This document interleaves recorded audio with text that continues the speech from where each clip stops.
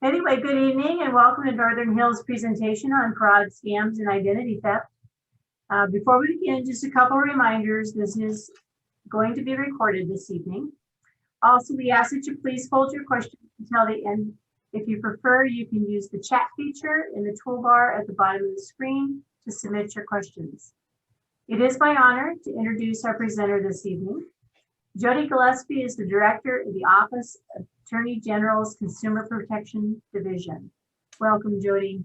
Hello. Okay. Oh, I've got another one. There we go.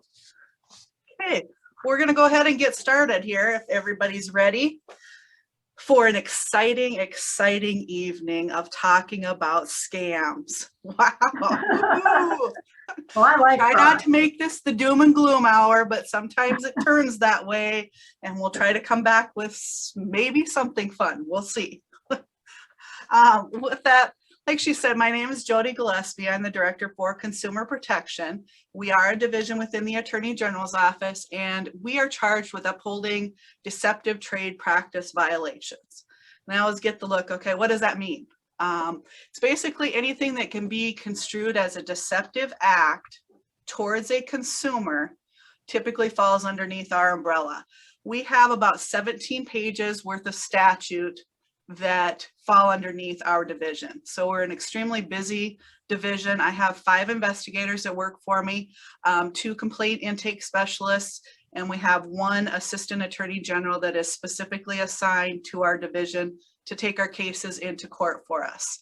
Last year alone, it was a busy year with COVID and all the things that were happening. We dealt with about 44,000 different complaints and direct contact with consumers. So that was up by probably about 10,000 last year. So extremely busy. We recouped approximately a little over $4 million for consumers. So again, I've got a very dedicated staff. They do good work for the state of South Dakota and our consumers. So I'm thankful to have them working for me. Some of the things that we're going to kind of talk about tonight are things that I'm sure you guys are plagued with. And like she said, if you've got questions as we go along, try and jot those down and we'll get to those at the end. You guys all received your consumer handbook. Great book to have. If you know other people that would like them, all you have to do is call that toll-free number. It's on the back of the book.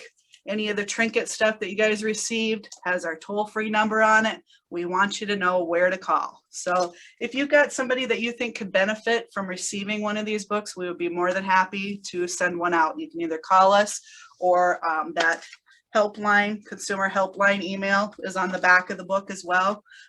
We'd be more than happy to send those out. If you've got a group such as this that you want things sent out to, again, we'd be more than happy to get that information out there to our consumers. Like I said, we're going to talk scams tonight. We're getting hit really hard right now. And so I kind of want to go over some of the things that we're seeing here in our office and some of the things that I want you to be aware of. The first one is collection scams. We're getting scam calls, or not scam calls necessarily, but consumers that have received collection scam calls. With any of these scams that we're going to talk about, there's typically some standard components that they use when they're infiltrating these types of scams. And it is basically, you know, there's an urgency there. They try to get you convinced that you owe a bill. If you don't pay right now, they're going to send the sheriff after you. They're going to get into your bank accounts and garnish those. With the collection scam, you need to be aware that there are rules and regulations that our collection agencies have to follow. And if it is a debt, for example, a medical one, if it is a debt that you owe to a medical provider, there are rules and things that they have to follow as well if they're making the phone calls. One of the first and foremost things is that they have to follow the Fair Debt Collection Practice Act. And what that act says is that when they contact you and you as a consumer say, I just don't recall this debt at all, I don't know what you're talking about, can you send me something? you have actually told that collection agency or purported collection agency that I'm requesting a copy of what debt you're talking about. According to that act, they have 5 days in which to get you that documentation. It's not going to be an itemized statement, but it will tell you exactly who the debt belongs to, the originating place, the amount, and when it incurred. That is something that by federal law across the United States, everybody is afforded that same right. And so you need to be aware of that. If you're getting those calls where they're telling you that they are a collection agency, you're going to go to jail. We've already taken this and we put it through the court system and there's a judgment against you. You didn't show up for your court case. The same thing applies. Tell them to get you some documentation. Once it goes to court, they still have to serve you with documentation. We have actually some pretty decent collection agencies here in the state of South Dakota that we do have, typically good relationships with. It's when they start, the collection agencies that are out of state, they start buying debts up. Those are the ones that can get pretty egregious and push pretty hard for our consumers. So if you're running into that or you know somebody that is, have them call our office. I have one investigator that deals specifically with collection calls. Then I have another investigator that deals specifically with our medical collections.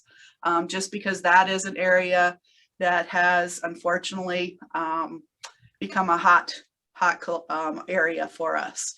We're getting those in on a daily basis, unfortunately. And we kind of look at those a little bit differently and we try to work with the collection agency and the medical provider. In most instances, most people, don't have the choice of whether or not they want to go to a medical provider. And so we try to work with them to get something worked out for a payment or something so it doesn't have to go to the lengths of having a garnishment or those types of things. So we do try to help the consumers in that capacity. The other one that is kind of lagged off a little bit this week, hit harder last week, towards the beginning of last week, was your utility scam. I know you guys out in the western part of the state have had that happen. This one wasn't necessarily targeting the western part of the state. It was more in the eastern part. It was Northwest Energy is the name that they used. And again, we're going to turn off your utilities. You owe this, you need to pay right now. And again, they're trying to push you not to go to your accounts, but to use to go and get not green dot cards, but a preloaded credit card, put it on that way, or they're trying to send you now to Bitcoins.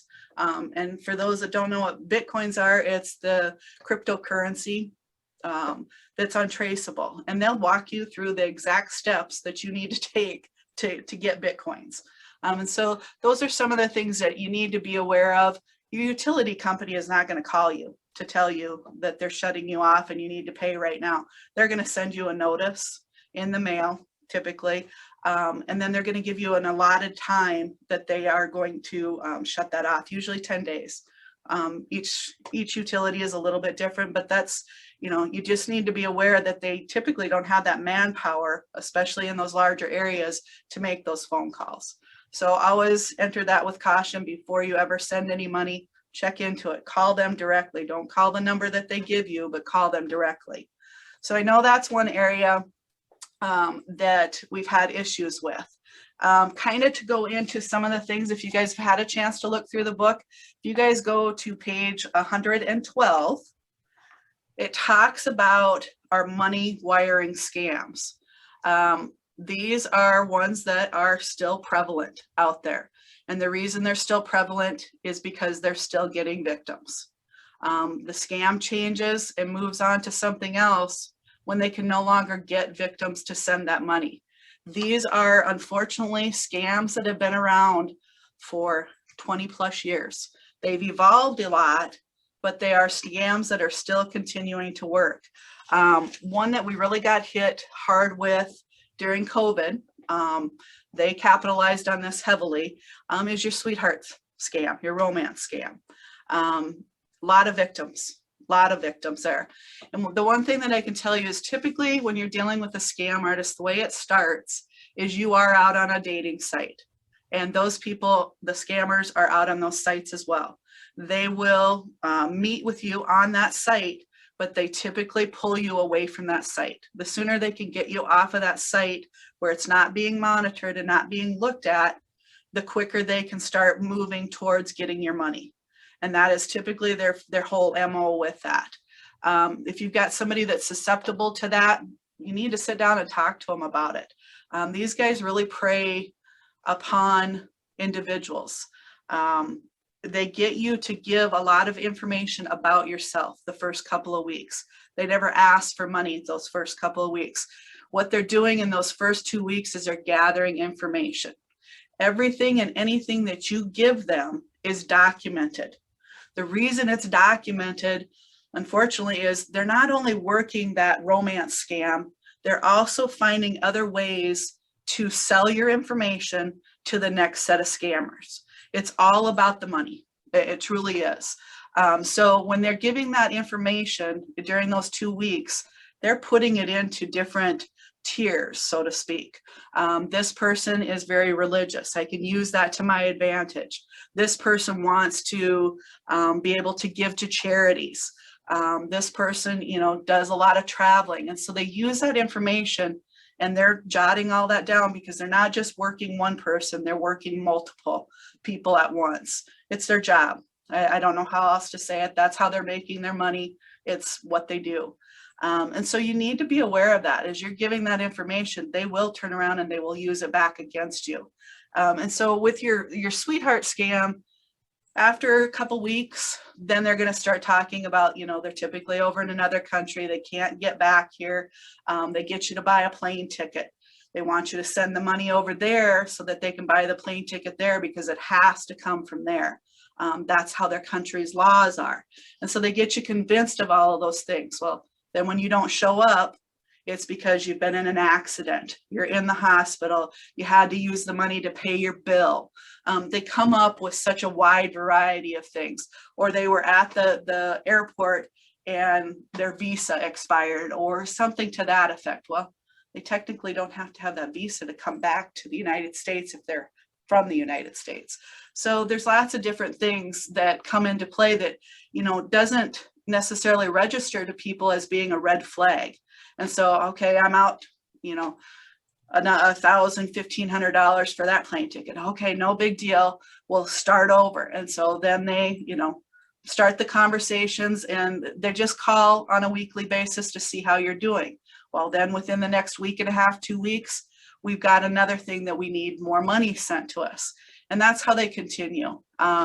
It can actually morph into other things. We've had some individuals that had, he was a young gentleman and he got into a dating situation where he ended up actually hawking his dad's rifles. And his dad is actually the one that called me and said, is there anything that you can do? And so I called the sheriff within that county and I said, we've got a gentleman here that's, actually taking his dad's guns to the pawn shop for money to send over to this young girl. And so he actually went out and talked to him. And I had talked to him on the phone as well. And we could not get him convinced to file the complaint with us and give us the information that we needed to have in order to try and locate this person. Ironically or not so ironically, he had gone into town. He kind of lives out in the country. He had gone into town that night and he had gotten text messages from his girlfriend, and she had actually wired money into his account. And he started looking at that and it did not have her name that she was using. It did not have her sister's name that she had also been using. So he got a little leery and it was $9,600 is what it was. And so he got a little bit leery and he did not send that money to her. He just kind of sat with it. Well, that night that he was in town, she started sending him threatening text messages saying that she had gone to the FBI that day. And they had told her that if he didn't send that money that night, that they would come and they would arrest him. And she said, and I don't want that to happen, but it's my money. It's not your money. You need to get it sent. Well, he still didn't answer her. And he got to looking at those and he got worried and he ended up closing the bar down that night. And he drove from that town, which is not close to Pierre. drove from that town to Pier, sat out here in our parking lot, and was here at 8 o'clock when I got here. And he came in and he had his phone and he kind of tossed it over across my desk and said, you can have it, you can have all of it. And we took it out to the PD and they got everything off of there. When we got to looking at all of this stuff, this lady is literally from Minnesota, like 2 hours from Sioux Falls. She was on probation for identity theft. She had 3 more months left of her probation for identity theft. When they started looking, so I contacted the local PD there, had her come in, they pulled her in, and she just kind of spilled it all. Well, she went out to her vehicle and she was a meticulous person and she was running multiple scams, and they have to have a way to keep track of all that. She had 2 boxes full of all file folders of the different scams that she was running and notes on everybody. So when it got down to it, and the reason I said it ironically, or not so ironically, that the FBI got involved, or she said the FBI was involved, they did get involved. This was over $1 million that this lady was taking from people, and the FBI did get involved. So it can happen to anybody. And I bring those up to you when I go and talk, because I want people to understand that it's not just happening in those big states. You know, New York, it happens constantly, but it is happening here. She took his money to where he didn't have anything. And so I bring those up for relevance sake, and to give you, you know, the pointed information that they are keeping tabs on everything that you say. So that was one of them that we were able to help him out. He saw, you know, I'm never going to do this again. So, and I haven't heard anything. His parents have not called me anymore. So I look at that as a win at this point. Your other ones that are in there, sweepstakes. Sweepstakes is always a huge one, has been around for a very, very long time. They changed their tactics with that. The one thing that you guys need to know that should put red flags off, when somebody calls and tells you that you've won a sweepstakes, but you need to pay for taxes, for tariffs, for whatever they can come up with, that is illegal. That is a huge red flag for you the minute they tell you that you need to wire money to them.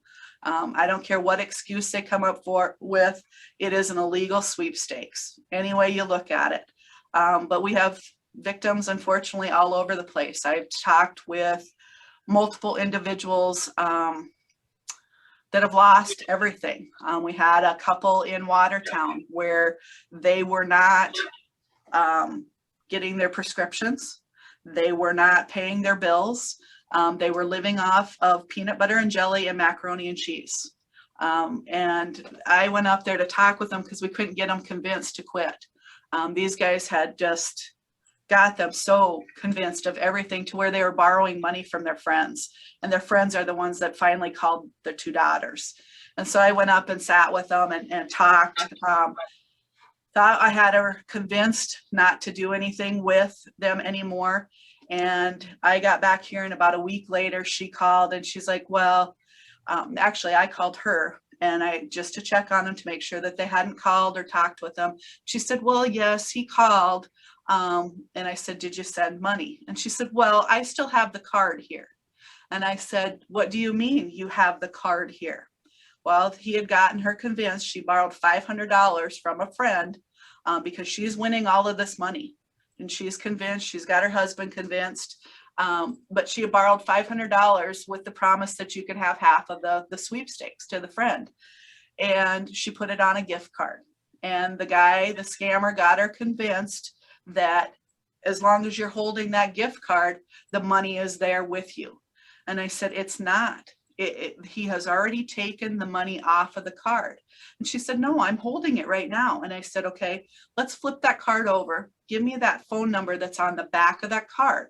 And I said, and I'm going to have you on the line with me when I call, because I'm telling you that the money is gone. The minute you gave that number to the scammer, they wiped the money off of that card. And she said, no, I'm holding it. And I said, I understand that. So it took me calling and having her on the line for the prepaid card people to tell us exactly the time and the date. He did it within 5 minutes of getting the number. And so that was the only thing that convinced her, but they did lose their house. due to that. And so that was one of the more egregious ones. I got very close to a gentleman in Sioux Falls, sweet guy. He was just convinced because they used, his wife had passed away, and they wanted to do some things with charities. And that scammer continued to use that against him to get him to keep giving money on a sweepstakes. He sat at, I don't know if you guys are familiar with Graham Automotive. It's a Volkswagen dealership in Sioux Falls. He sat there till 12:30 at night waiting for his car to come with his millions in it. And so those became kind of a sad situation. Again, I tell you that just so you guys know that there are people here that are victims of it, and some of the ways that they're getting people to pay those sweepstakes. How many of you guys are familiar with the grandparent scam? Oh, yeah. Everybody? Yeah. So one of the things, and I should look in here and see exactly, because this may not be, we may not have touched on that in there. One of the different traits that they are using with the grandparent scam is that they're no longer doing it with a single person as being the scammer. They're kind of tag teaming, if you will. And typically what it is they get the grandparent answering, depending on if it's grandma or grandpa. They still do the, do you know who this is? And, you know, the grandparent not wanting to offend the grandchild, they blurt out a name. It's typically, we see this happen more when the weather is hot out, when it's cold out, because they know people are inside. They watch that stuff. They are better at what they're doing now than they were, 5 years ago. They do watch that stuff heavily. They do it during spring break because they can use that to their advantage as well. And so one of the things that they're doing as a different trait to it is during spring break, or I've been arrested. I was arrested because the people that I was with had drugs. I didn't have them, grandma or grandpa, but my attorney has worked out a deal with me. I'll just let that attorney talk to you. And so then they get the other scammer on the line that's supposedly the attorney. And the attorney comes on and they say, your grandson is a good grandson. He wasn't involved, but the judge feels strongly that because he was with the other individuals, he's got to pay this amount of money right now, or the deal goes away. Well, there's your urgency. I can only count on you. Don't tell mom and dad. They'll be so disappointed in me. And so you don't make the connection to call the grandchild, or you don't call mom and dad to let them know or ask them. And we've still had victims with that. We just actually had a call today, that the attorney's calling me, wanting me to get this paid. And I'm like, it's a scam. Do not pay it. Call the grandson. I will call with you. I'll call the mom and dad with you, or I'll reach out to them, give me the number. So it's still happening, but that's something that is a different trait that is working because it seems more plausible that an attorney is calling you. So you need to be aware of that one. The other one that we're having a lot of problems with, and I don't know how many people do online purchasing, but that has become a huge deal, especially with COVID. You have your fraudulent sites out there all over the place. People are putting their debit cards in and ordering things, and they're not getting them. A lot of these sites, if you do not do your checking on those sites to figure out exactly where they're coming from, and I'm not saying all of them are bad, but when they're coming from another country, the products, I have no jurisdiction over there. I can't call and force them to give their money back. I can't force them to give you your product. I can tell you that I've done it myself. I've gone out on Facebook and looked, and all of a sudden a cute shirt pops up and I go, oh, I want that. It's really cute. It's really cheap. And I want to go and get that. And so I start looking and I'm like, it's over in Japan. And the other thing you need to be aware of, because we've worked on several complaints, the sizings of things in another country are completely different than what they are here. You need to read the terms and conditions. A lot of times with any website, I will go in to the full terms and conditions. A lot of people won't, because it's page after page after page, and they do that for a reason. They don't think you're going to read all of that stuff, but buried within those terms and conditions is usually where that company is located. Your scam sites, are popping up all over the place. We're working on multiple scams right now. We have a gentleman that's out of Canada that spent $25,500 for a tractor that a scammer took an actual business that is located here in South Dakota, business name. They don't have a website, but it is an actual business that's here in South Dakota. And they built a website pulling different pictures from different sites off and made a website, and they're selling tractors. And this guy got bank wired $25,000 over to a bank in Florida. And he said, that should have been your red flag. Why would a company here in South Dakota be banking in Florida? You know, and to a little bank, not a known bank. They're not going to do that. So that should have been his first red flag, but he did go to the Secretary of State's website to look to see if the business was legitimate. Well, yeah, it is, because it is a true business here. They're out of, what town are they out of? The gentleman, doesn't matter. They are a legitimate business, but they built that website. So now we're in the process of trying to get that account frozen in Florida. You know, it's easy for us to reach out to the banks here because we have a good rapport, but when I'm dealing with a bank down in Florida, specifically in Miami-Dade County, that becomes very difficult. And so I just want people to be aware of that. When you're out there and you see those good deals, step back, take some time to look at everything fully. If you have questions or it just doesn't seem right, call our office. Let us look into it. We can do the back pages and look to see where that company was registered. The other thing that was kind of a red, well, not kind of, it was a red flag, is that this website just popped up here within the last 2 weeks. And that should have been a red flag as well. I mean, that company, when you go to the Secretary of State's page, I mean, it's a company that's been there for 20 years, but all of a sudden now they've had a website. So there were some red flags that he should have noticed, but we're working on that. When you're using or going to make purchases online, whether it's during, you know, this pandemic or anytime, always use the credit card. At least you have a dispute mechanism. You know, if something goes wrong within that transaction, you at least 60 days from the time it posts to that credit card, you can dispute those charges. Don't use the debit cards. Don't use and give them direct access to an account. So always want to do that. Going into these scams, the one thing that is hard for consumers with any of them that have been a victim, that have wired the money, sent the money through gift cards, through any other means, through Bitcoins, it's hard to report it. It's hard for them to muster up that courage to call us and say, I made a mistake, I sent the money. The one thing that I can tell you with that, if you know somebody that's been a victim, I would strongly encourage them to file the complaint with us. There's a couple of reasons for that. One, we want to see the different traits that these scam artists are using, because that's the only way that we can alert other consumers. They do change their stuff. They network heavily, and you know what works for this one, they're going to tell the other one, and so forth. And so that's one way that we can alert other consumers. But in the past, we have had multiple settlements against Western Union and MoneyGram.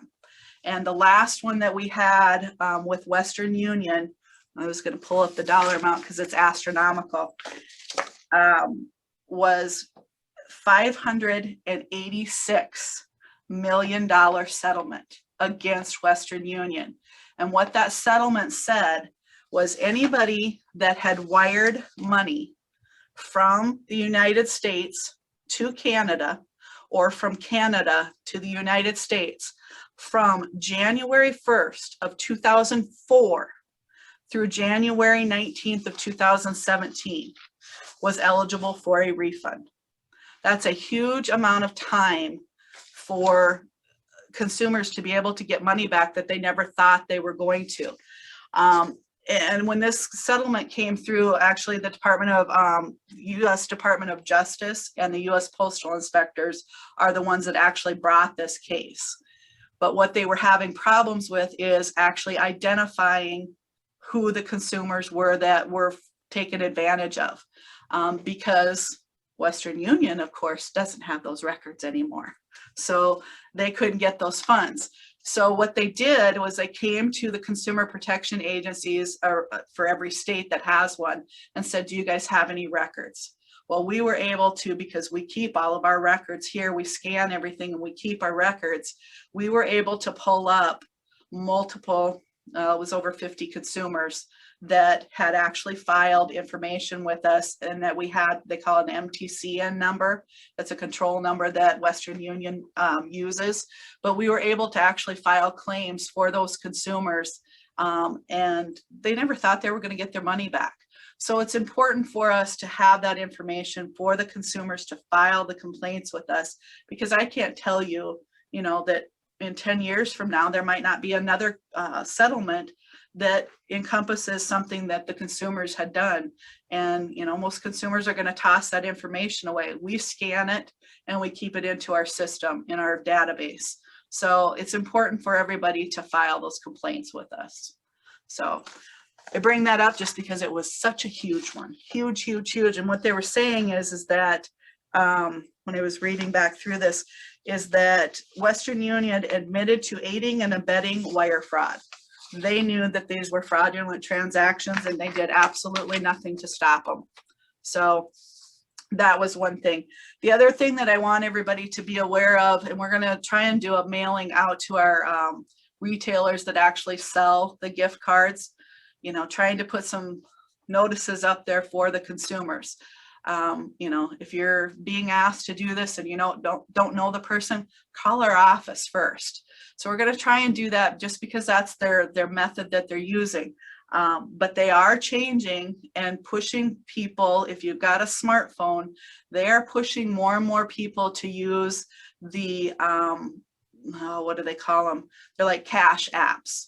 And one is Venmo, one is it starts with a Z. Zelle. Yes, Zelle, yes. So they are literally pushing consumers to use those apps, because it's hard to trace those as well. And so I want people to be aware of that. That's the next phase that they're going to push heavily with our consumers. The other thing that I don't know if we haven't had a ton of this right now. Prior to COVID, we had a ton of unordered merchandise being sent to our consumers across the state. There's some different things that kind of come into play with that. You know, what's happening with it? What are they doing with it? Why are they sending it to me? We kind of feel that you have businesses that are sending that stuff out to consumers to build their numbers up. Is that illegal? It's misleading to a consumer. But then they get the consumer to call to say, okay, I got a package here. It's not mine. I didn't order it. What do you want me to do with it?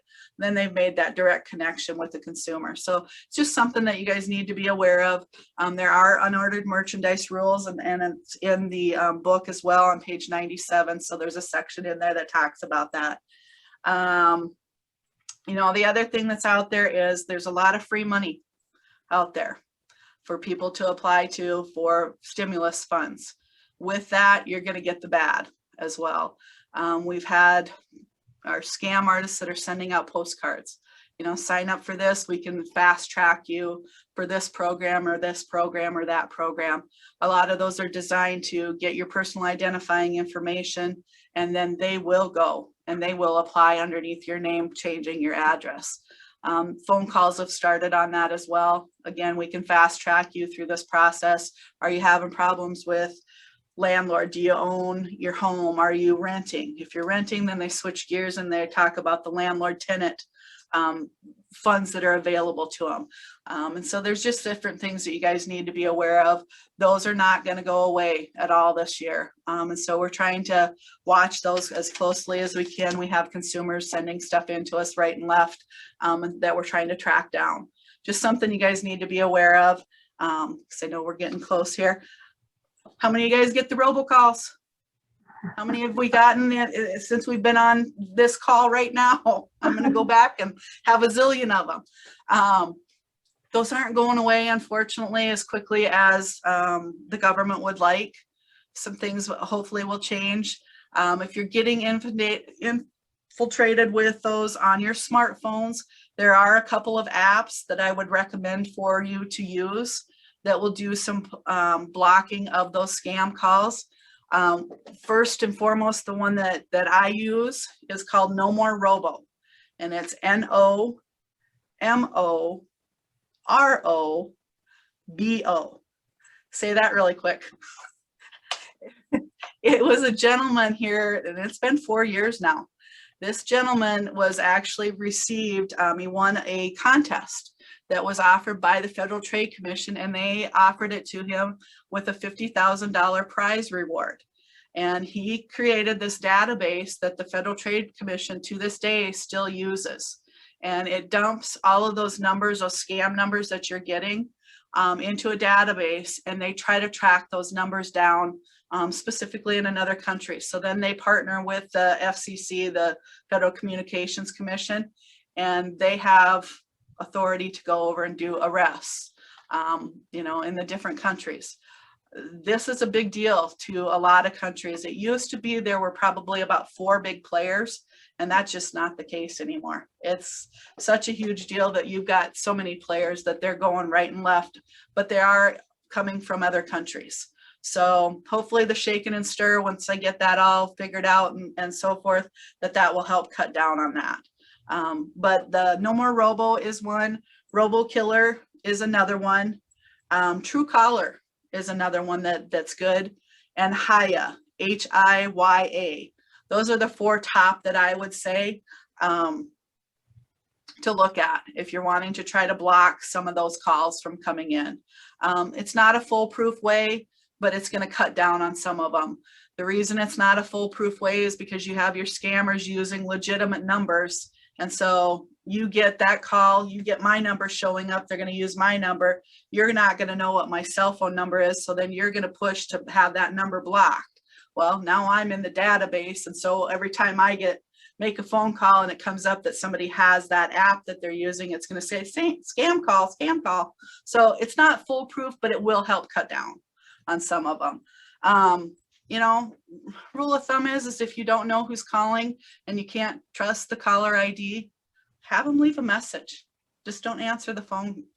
Have them leave a message. If somebody's trying to get a hold of you, they will leave a message. Your phone will ding at you that a message has been left, and go and listen to it.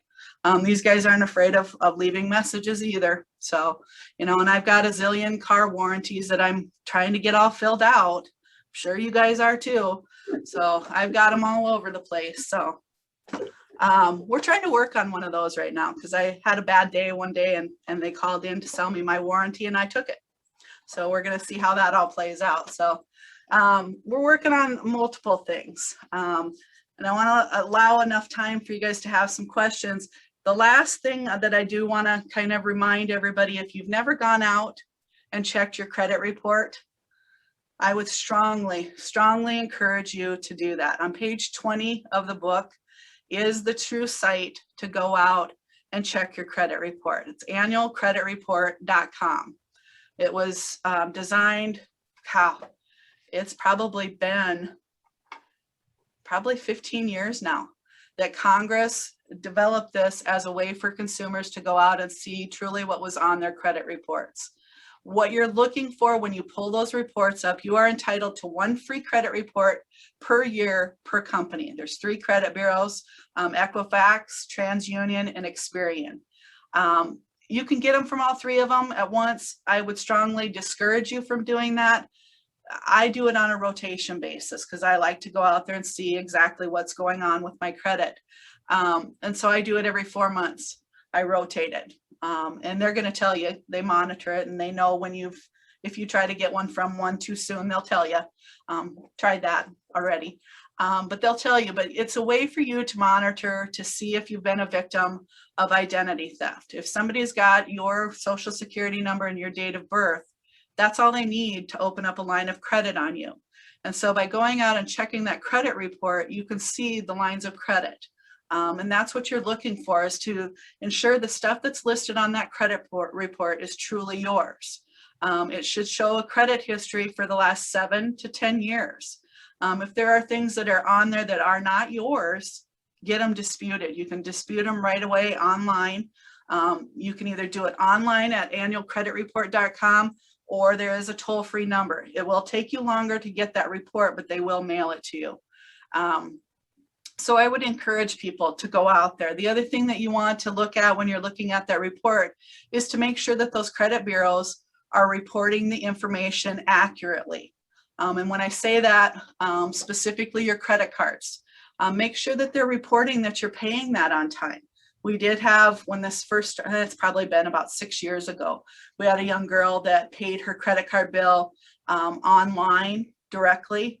And she, all of a sudden, when she opened up her credit card statement, her credit score had tanked.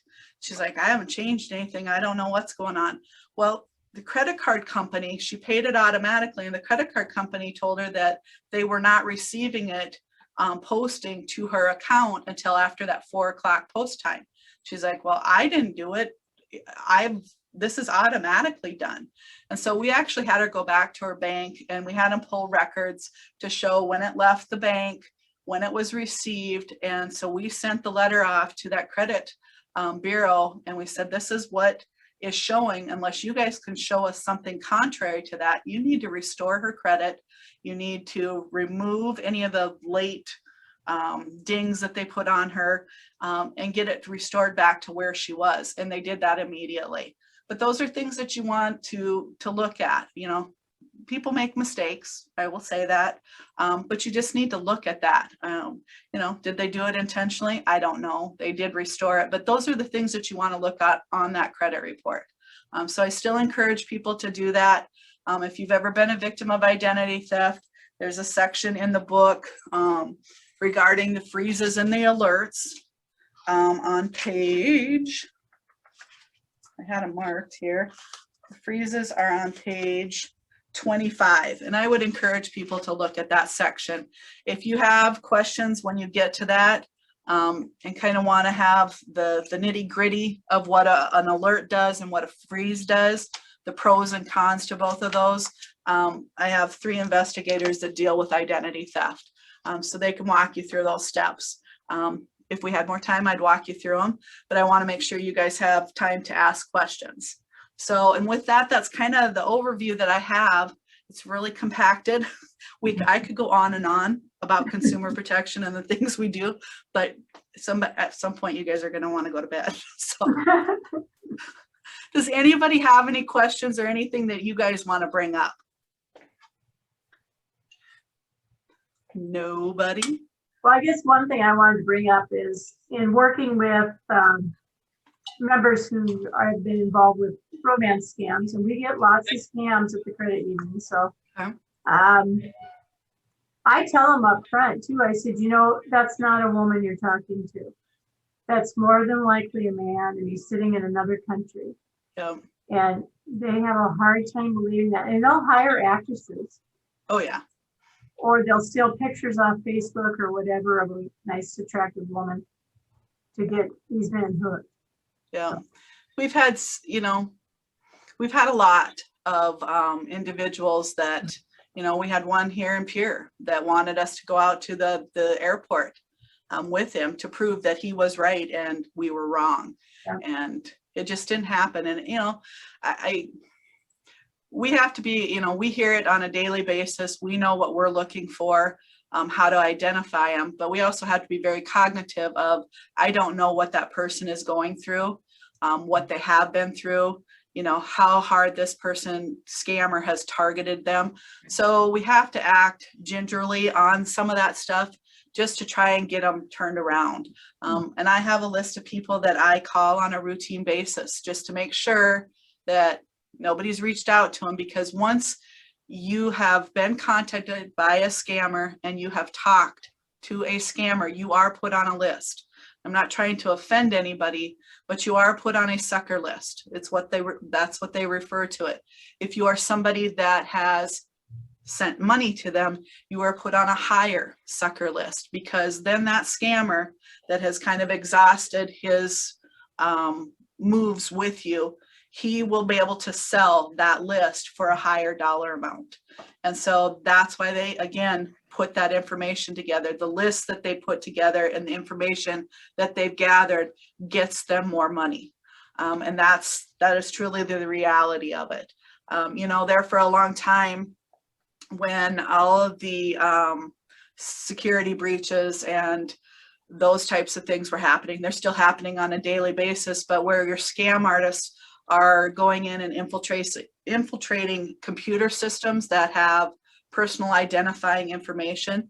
You used to be able to go out on the dark web and buy, you know, social security numbers, and you could make a good living at it. You can't anymore, because it's just there. It's all over the place. And so some of the things that we're working on here are trying to put together a way for consumers to look, because a lot of people don't want to talk or don't want to know that my information is out on the dark net. More than likely, most of us have it out on the dark net, and it can be purchased. But I also have to get that educational component to consumers. Okay, so now my information is out on the dark net. What do I do? What can I do to make sure that they're not going to do something with it? And so that's what we're working on putting on our website. We want to start pushing more consumers to our website to look at different things. We're going to go out there. I don't know how many of you guys get on the computers and you're doing emails or you're getting things in that capacity. Here at the state, we have to take a test is it every quarter or every 6 months to see how proficient I am at identifying scams. Because once I open up an email that makes the state vulnerable, there is so much information that the state keeps. And so they make sure that we are testing all the time. Well, I think that's an important part for you guys to be able to learn as well. If you're using a computer, we're using a computer right now. You know, how do you have your system set up? Do you know how to identify to see if this email is a true email? And there's different things that you can do. So we're working on putting together some videos and some tests for consumers that you'll be able to go out to our website and just take the test. And so those are some of the things that we're trying to work towards to get the information more readily available out to our consumers. And I'm hoping that it helps. You know, we've tried other things. We do the radio commercials, we do press releases, and then the next day we have 5 victims. And so it's hard for us. You know, some days we have good days because we've saved somebody, and other days we have really bad days. Yeah. So. Jody, Yeah. regarding the credit reports, Yes. the information you gave is correct. However, during COVID, Mhm. you know that you could request a credit report every week, and that was supposed to expire April of 21, but they have extended that. I didn't know if they extended it or not. They did. Yep. Did they? Okay, so did they extend it all the way to the end of the year? I believe it's April of 2022. Okay, I think that's what I saw. that I hadn't been out there looking. We were looking to see what they were going to extend our landlord tenant evictions and stuff, because we were hit hard with that as well. So I hadn't seen that yet. So yeah, with the annual credit report, I encourage people. It's actually interesting when you first go out there, because you go, oh, I forgot I had this loan, or, you know, it's paid off. It's just interesting to see what's out there. So does anybody else have questions? I just wanted to add too that you don't realize how easy it is that you can lose your identity. It's so easy to give a waitress your credit card or your debit card, and she walks off, No. and supposedly she's paying your bill. Right. Well, she's also probably taking your card information. Yep. It's so easy to happen. Same with motels and hotels. You don't know who that person is on the other phone when you're booking that room. You don't know who that kid is behind that desk you're giving that card to. If he walks into another room to supposedly scan, put your card through the machine, what else is he doing? So Yep. it's really dangerous with cards, to be giving them to somebody else. Right. And it is, but I would still say, the way I treat my cards is I have one card that I use for those types of purchases so that I can monitor it closely. If I end up having something like that happen, and it's happened to me multiple times, especially when I've gone out of state to travel.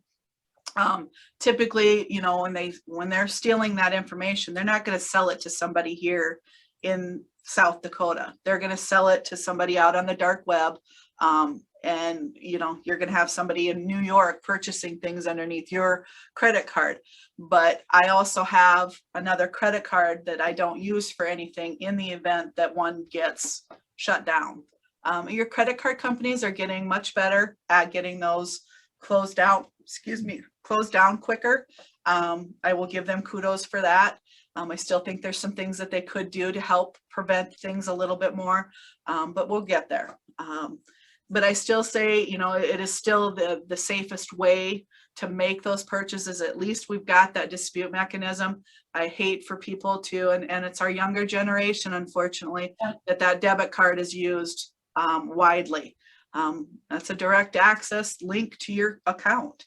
And so they need to be aware of that. The other thing that we've had happen here more and more, and I don't know if you guys have ever gone out to set up your accounts through Social Security Administration, an actual account.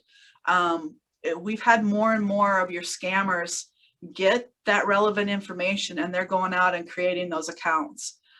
We've had a couple here in the last probably 4 months where they're trying to reroute that Social Security check to different accounts.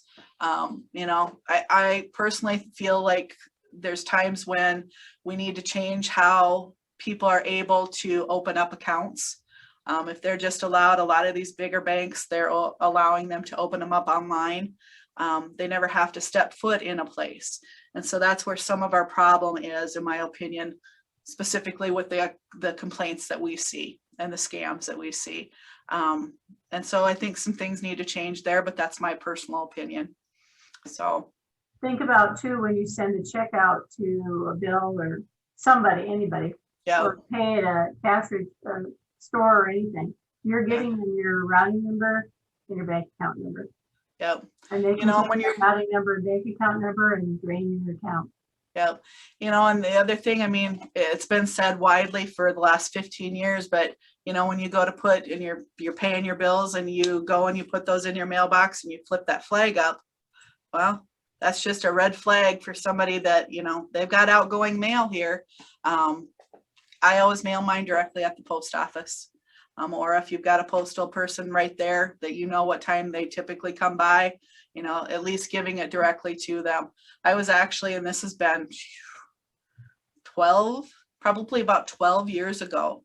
Yeah, about 12 years ago, I was in Las Vegas for a conference, and we had gone to our meeting place and we were walking back, and we couldn't go back to our hotel because they had the whole block marked off because somebody had hijacked the post office truck and had called in a bomb threat with it. Well, they had gone in and they had rifled through all of the mail bags, and they were opening up the letters looking for the cash and or credit card applications.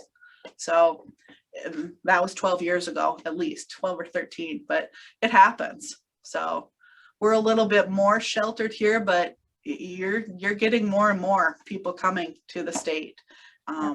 You see it all the time on the news. So we're not isolated by any means. And I would rather you guys be more proactive than have to be reactive. And so that's why we kind of do the talks, we do the books, we try to get that number out to you guys. You know, call us before you know, act on something. Let us look into it for you. We'd rather do that than have to figure out how we're going to try and get your money back or fix this or get the paperwork that we need to. So anybody else? Anybody have any questions yet, or? So that's the end of my doom and gloom hour. I hope you don't have nightmares. Thank you so much, though. It was very good. Yes. Very good, Sherry. Thank you. You And bet. if you guys decide, you know, as things get progressive, you know, where we're able to meet directly, I don't have a problem coming out. Okay, thank you very much, Jody. You're welcome. Enjoy the books. And like I said, if you know people that you think could benefit from them, call our number. We'll be calling. All right. Thank you, guys. Have a good evening. Thank you, Jody. Everybody, You're welcome. have a great night. You too. Thanks. Bye. Bye.